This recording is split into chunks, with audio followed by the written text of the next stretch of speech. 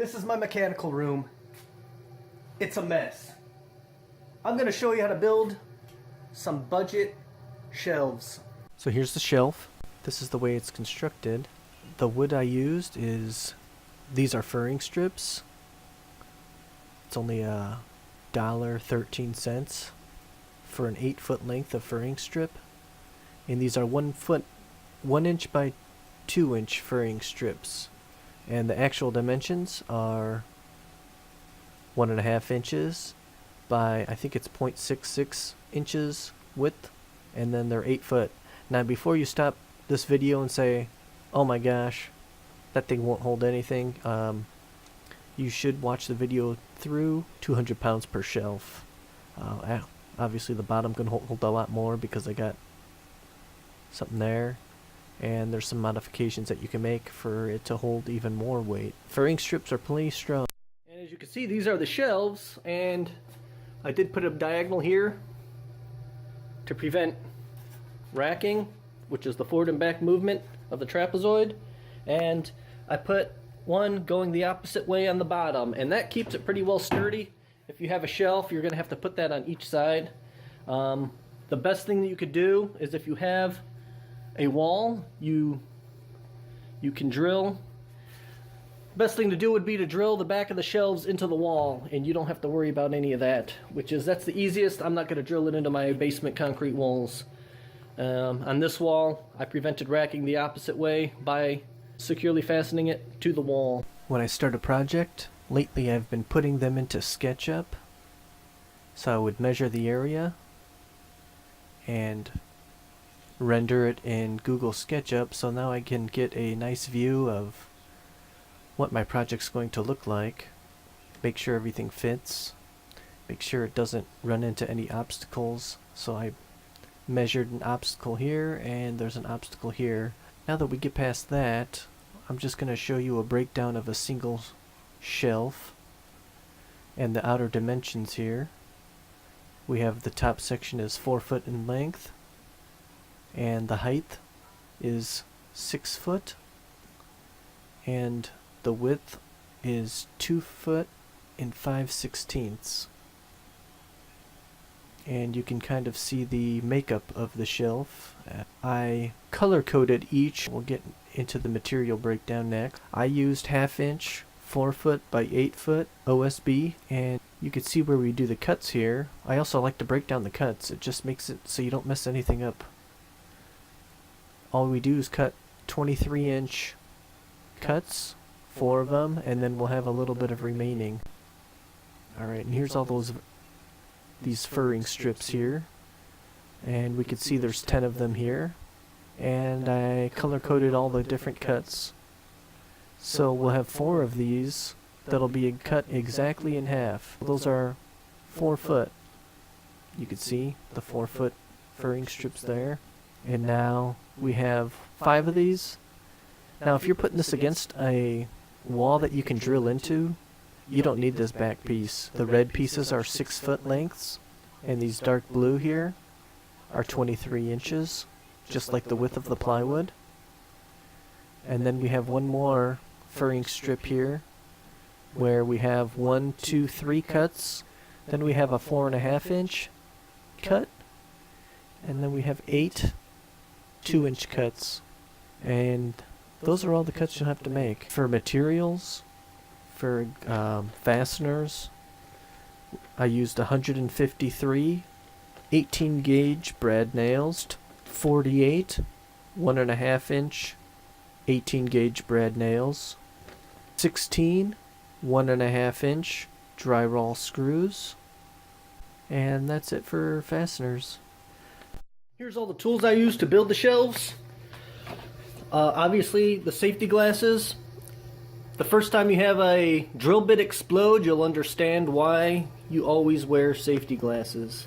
Obviously your drill bits, and your drill drivers. Brad nailer makes the job way easier. Obviously the measuring tape. Alright, we got our 2-inch screws. We got our 1.25 inch screws. We have our 1-inch brad nails. We have our 1.5 inch brad nails. a hammer, just in case you need to prise something, you know, you make a mistake, you need to prise something up, or you don't have a brad nailer, you have to use regular nails, which I do not recommend. And with the brad nailer, air compressor, pliers in case you need to, a brad nail shoots out the side. That happened to me on one of the nails, so you have to use the pliers to wiggle it out, pull it out. And a square, so when you make your marks you can square up a nice flush cut with your saw. A miter saw. If you don't have a miter saw, you could probably get away with just a circular saw. If you don't have a circular saw, you can get away with using a simple hand saw. I finally cleared this whole area, and I did all my cutting already, my measuring and my cutting. These I have my vertical pieces, and as you can see where I measured, I even drew a line where I'm going to put each of those supports. Okay, for one shelf we have, and the light's right in the middle. Let's see if I can get that. Well, that's at 1.5 inches. I drew a line. That's where the first bottom support is going to go. The next bottom support will go at 25.25 inches, and I have a line there. And the third shelf at 47 inches. And then the very last one at 68.75 inches. And this whole piece should be 6 foot long. I just had the people at Home Depot cut it. That won't hurt anything being a little long. Alright, so those are my vertical pieces. These are the ones I'm going to be using for this build. And my horizontal pieces that will be connecting to the shelves. These should be exactly 4 foot long. There it is, 48 inches long. These are additional horizontal pieces. This will be like the H bracing. These are exactly 23 inches long. These are the shelves. It's OSB. It looks like it's slightly over 1/2 inch. I had this laying around, but I think we can go with half the thickness. This is the full 4 foot width, and we're going to be cutting that 23 inches. We're going to be working on these horizontal pieces. Use your eye protection. 1.5 inch nails. I'm using a brad nailer. These are 18 gauge because I have an 18 gauge brad nailer. I'm nailing these with the nail gun first before I screw them in. The screw's going to go in the center. The nails are to hold it temporarily until we get the screw in place, and just to add that extra bit of support. Now how I'm going to do this, you could just put this against the wall like this, and this piece goes just like this, right above the line. Now you can just hold it. You don't want to put your fingers too close. So we're going to do above and below. I'm going to do a third nail, kind of diagonal here. So we got 3 nails in there, and this is flush. Now we do the next one. This goes right above the line. When you are nailing this normal, you put it against the wall like this, and you can nail. You would use small finishing nails for this if you were to use normal nails, really small. You don't want to use anything big or you'll crack it. Right above the line. Now we're going to flip her over carefully.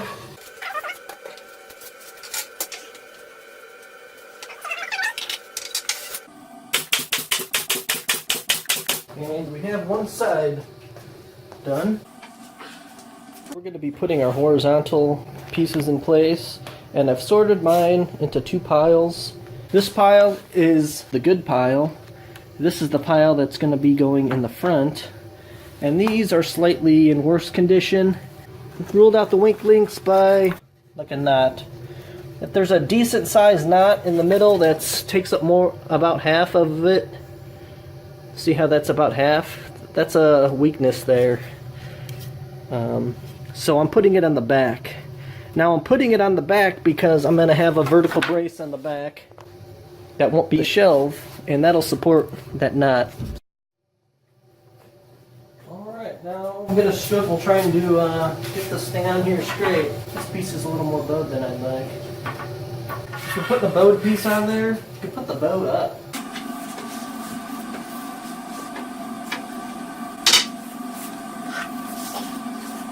Nice and flush.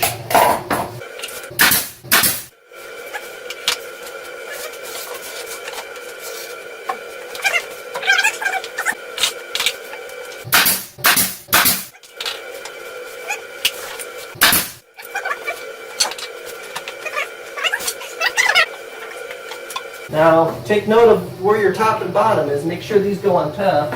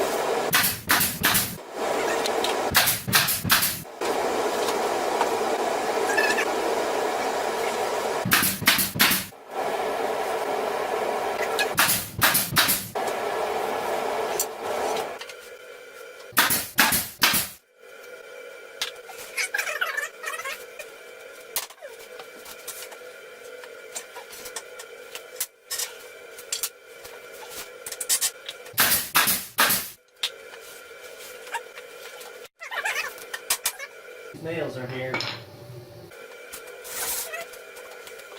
Just pull them out with the pliers. Pulls right out. That one didn't pull right out.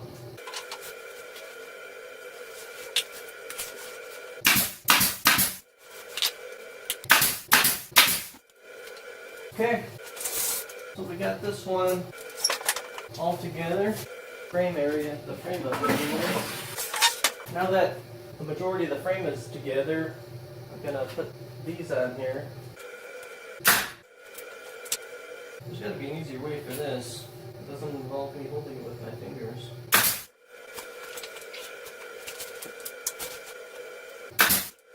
Yeah, I'll think of a better way to do these. You can slip these under. I'm gonna start pre-drilling holes for the screws. First, I'm going to do the less deep holes. Okay, so that would be the ones here. We're going to use bigger screws, longer screws for these. I'm going to use 1 1/4 inch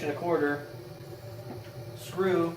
It doesn't poke through my drill bit so that it doesn't go deeper than the screw, so it doesn't go all the way through. 3 32nd drill bit size.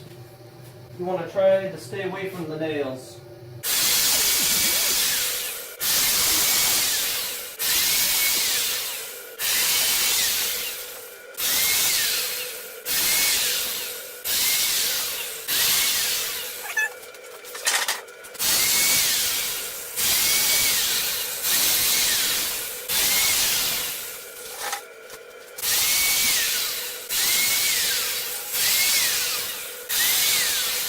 For the screws going here, I decided to go with the longer 2-inch screw. I'm using a number 8 coarse thread screws, and I'm using a 7/64 drill bit.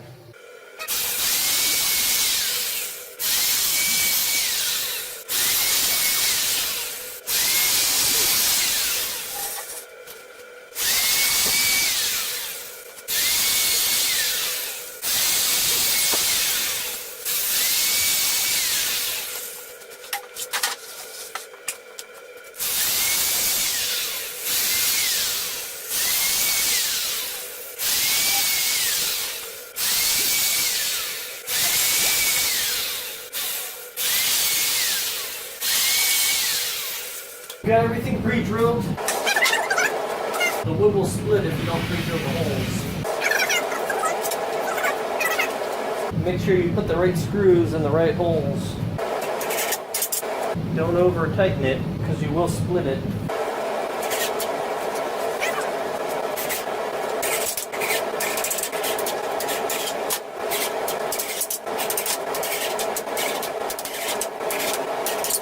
Flip it over, repeat for the other side. The frame is pretty much done, and looks like, if you notice, I only put 1 screw per board, so I forgot to mention that. Any more screws and that'll just be too many, but you do have 2 screws holding the shelf because one board is directly on top of the other. To put these shelves in, first we'll just lay it down and see if it's bowed at all. We'll put the bow up, but there is no bow on this one. Slide it in from the side. Back to the nail again now. I'm going to use 1-inch nails to nail this in. I don't think we need any screws on that. Now it's square, nail it down the line, and keep this flush while we're nailing.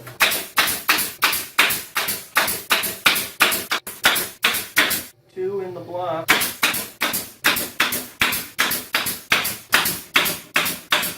That is 1 shelf. We'll just repeat what I did there with all the shelves. So here's what one of the shelves look like done. It's pretty, as you can see, it is racking a little bit. I'm going to be connecting more, so it shouldn't be too much of a problem for me. But for you, if you only build just one shelf, you'll probably need to add 1 diagonal brace up here at the top and 1 diagonal bottom.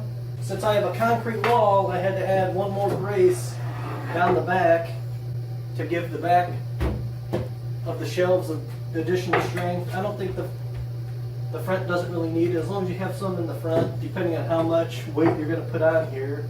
I also squared it up by screwing it into the stud on the side. Just 2 shelves are screwed in there.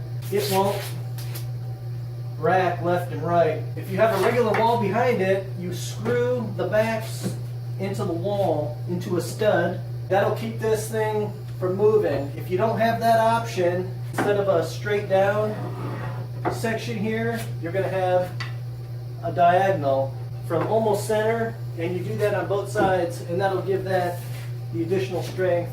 Since the bottom is where I'm going to put all my heavy stuff, I added 1 more piece there. So now we're going to see how strong this is. I loaded it up with some weight here. We've got 1, 2, 3, 4, 5 bags of water softener salt. Each of those is 40 pounds. So that's 200 pounds. And then this is 46 pounds. So 246 pounds on this shelf. And here's my string line that I stringed up. You can see the shelf sagging there. That's 1/4 inch that I measured. So that's the maximum. So I would say 200 pounds I wouldn't go over, because the string it barely went past that. So you don't want it to sag more than 1/4 inch. Here's another view of the sagging, you can see. And if you want it to hold more, if we do put a vertical member right here, you'd probably be able to double the weight that this can carry.